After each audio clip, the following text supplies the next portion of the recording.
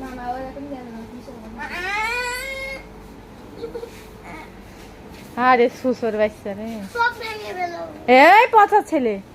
আমি এই যে তোমার জন্য একটা বই কিনছি এটা ওই বই নেবো না আমি। ওটা দিন থেকে আছে বাবা আসলে কাজ করছে আমি রাখবো না, খেয়েছি। চলো বাবা সে কাজ করছে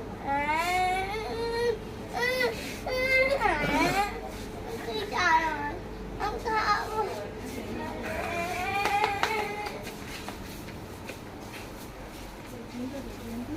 শিল্প এখানে আসছে না, খালি খালি এই যে রয়েছে।